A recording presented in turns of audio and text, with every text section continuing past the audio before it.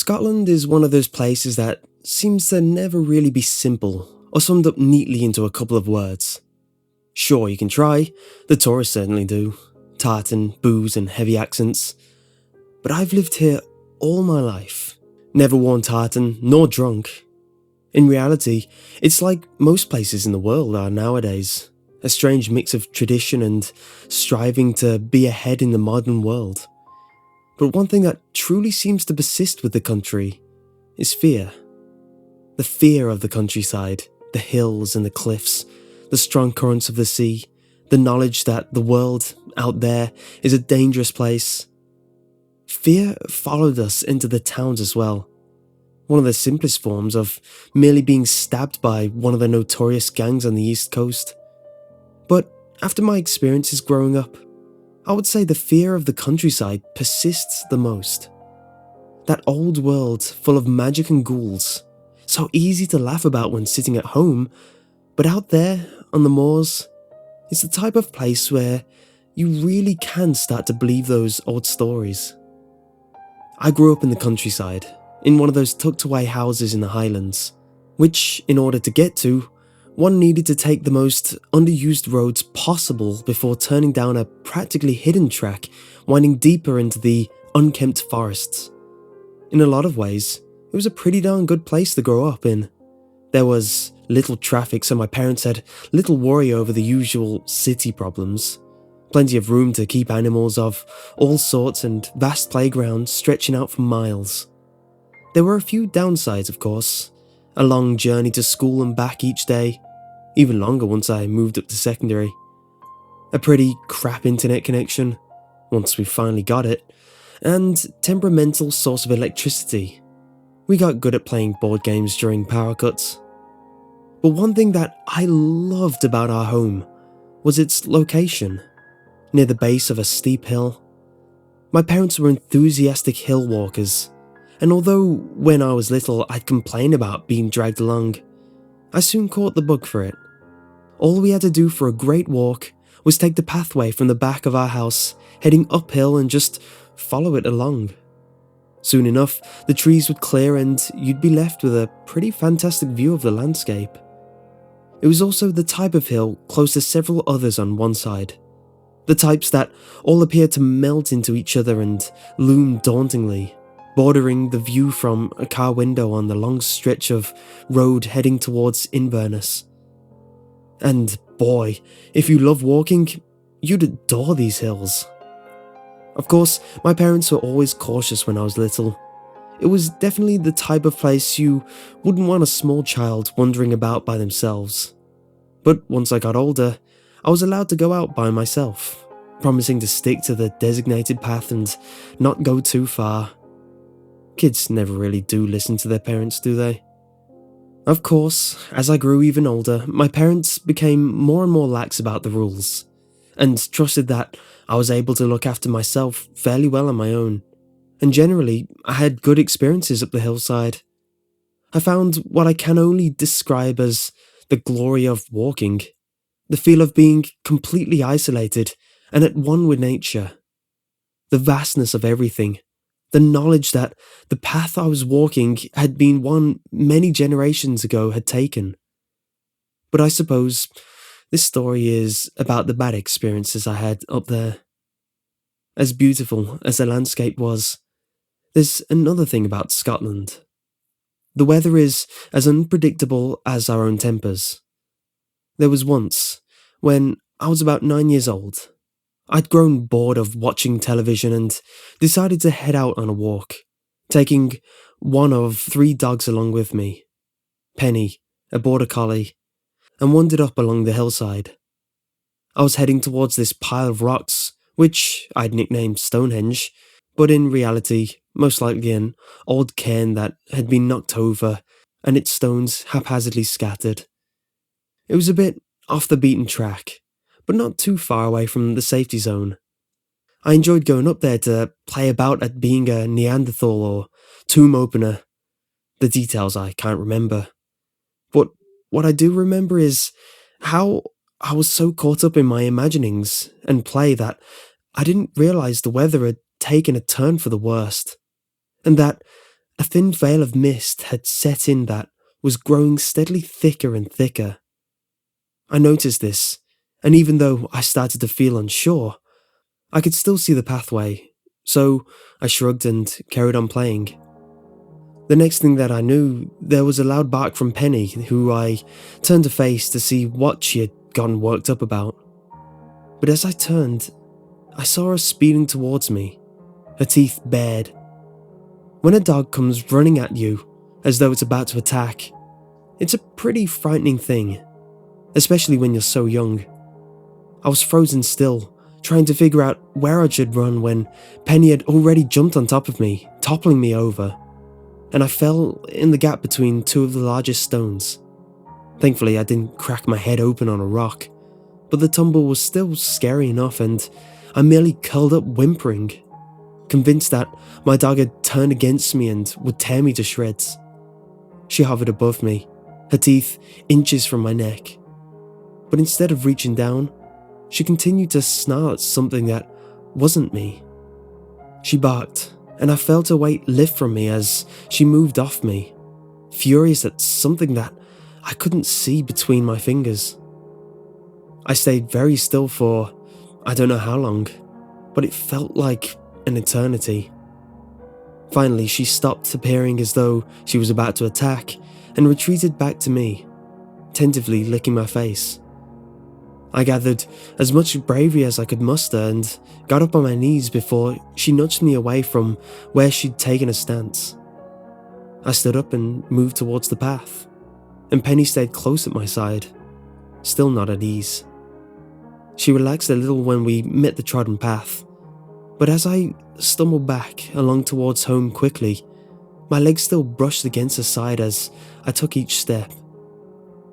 I had a bit of explaining to do to my parents when I came in, but they were used to me getting a bit dirtied up and scratched when I played in the forest. I mentioned how defensive Penny had gotten, but we all ended up brushing it off, thinking it had maybe been a stray sheep that she'd been growling at. The second experience I had was a fair few years later when I was 15 years old. It was an age in which I'd probably spent the least amount of time outside on walks, as I'd gotten caught up in the world of the internet and was able to communicate with my friends relatively cheaply at home, something which I was greatly excited about. That Saturday, the internet had failed and I'd gotten increasingly angry, taking my frustration out by yelling at my parents about how horrific it was to live so isolated and, in the typical teenage manner, stormed out of the house. Knowing that they'd be likely to follow me on the road towards civilization, I headed in the opposite direction and took myself up the hillside. Slowly, my frustration diminished as I worked out my anger through my physical exercise, and I found myself almost smiling as I looked out at the view I'd not seen in some months, having forgotten how glorious walking was. Instead of going back home in a much more reasonable mood, I decided to enjoy the countryside that afternoon and started wandering about the hillside. By that age, I knew the whole area better than most people know their hometown, and I could have figured my way back home in the middle of the night. I hiked up to the summit of one hill before dipping down and up again to the next summit. As I looked out, I could see that the weather was taking a turn for the worst again and headed off back home. As I wandered back, a strange combination of mist and cloud started unfurling itself, obscuring the summit from my view and wafting down the hillside in waves. It was just about then I started feeling odd. There was a strange sensation, a tingle down my spine, if you pardon the cliché, and my steps, although usually strong and steady, felt unsure. I stumbled down the hill as fast as I could before glancing down at the landscape around me that was now partially obscured.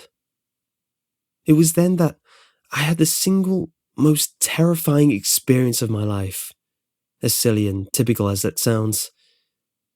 I felt doubt. Doubt over where I was. I had a vague idea, but was doubting whether I really was where I thought I was.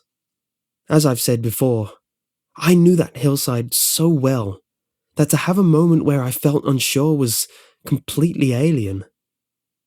I then panicked. Blind panic is one of those things that you feel ashamed of, or don't really understand as a watcher, but it was what I experienced up there. Everything became so silent, and all I could hear was the beating of my heart. The breaths grew ragged and shallow, uneven, inhaling too little, exhaling too much. My childhood world was gone, and I was in a place that I didn't know and would never get out of. It's a fairly common occurrence for people to get lost in the highlands. People wander out into the hills, get hurt, and can't get help. People get lost among the heather and fall in a peat bog, unable to get out. It's a sad truth, but you get used to it. We get a lot of tourists in our area, and they often do go missing. The numbers of cups of tea we've served to rescue teams is innumerable, and it's sad that we appear to have grown an exterior skin, being a bit insensitive and feeling more that the tourists were a bit dim for getting lost up there and not sticking to the paths. In that moment though, I genuinely believed that I wasn't going to get home. I broke down and ran. It didn't really matter that tears were obscuring my vision, or that the misty clouds had grown thicker than ever, or that I had no idea where I was running. I just ran as damn well hard as I could. I wasn't going to be someone who would curl up into a little ball and freeze to death. And for some reason, I just hoped as long as I ran downhill for long enough, I'd reach some form of civilization again. But that depended entirely on which hill I was on.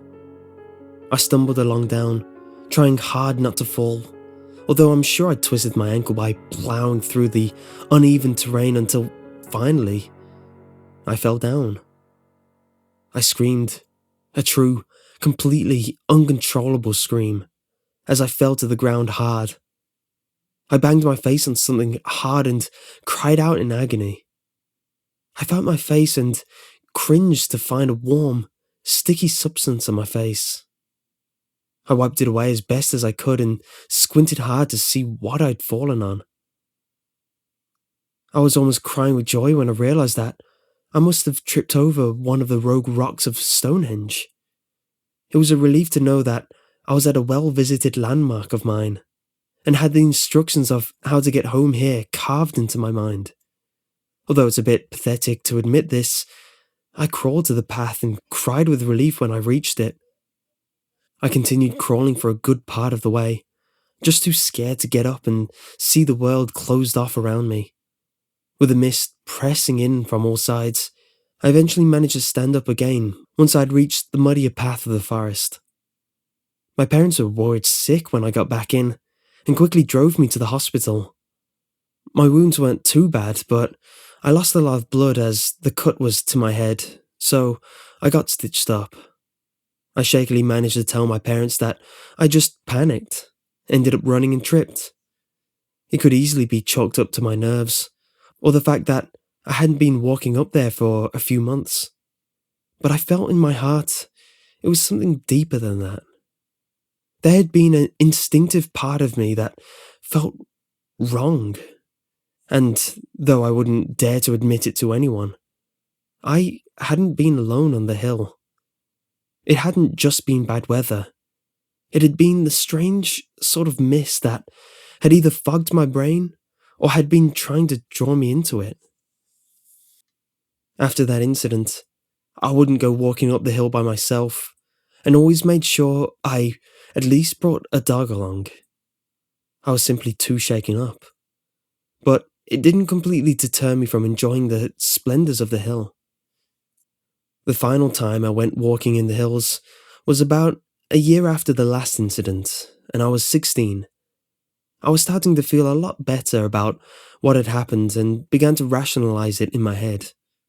One of my closer friends had come over for a weekend, and we had spent the first night staying up late, stuffing our faces and munching away on whatever food we could find in the cupboard. The next day, though, Our entertainment was wearing thin and we decided to get out and about a bit. Unfortunately, having woken up late, we'd missed the ride to the closest village with my mum, and instead of taking a trek down to the bus stop, we decided to just do a walk nearby and set off up the hill.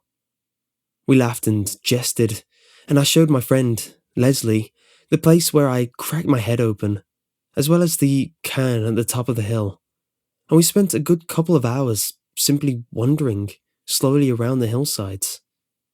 Again, we lost track of time a bit, and it was starting to look a bit dim, so we started to head back home. A mist had settled in, and the whole place felt as it had when I was 15, a bit disorientated. However, I took deep breaths, controlling my emotions, and continued on in a calm manner. After a while, Leslie started to worry a bit out loud. "Are you sure we're heading in the right direction?" "Yes," I replied confidently, trying to keep my voice assured. There was a pause as we walked in silence for 5 minutes. "How come it's taking so long?" Leslie moaned. "Are you sure you know where we are?" I nodded. "How can you even tell in this?" My friend gestured around at the white landscape. I didn't really know how to answer that.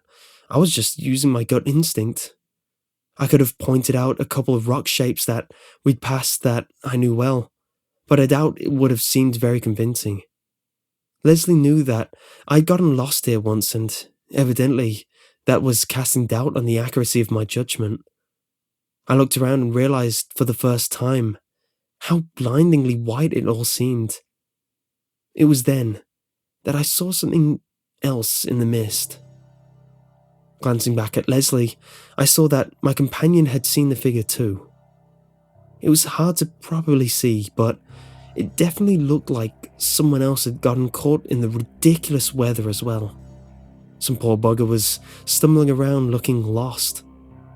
I sighed, and was about to say I was going to fetch them and take them back with us, when Leslie spoke first.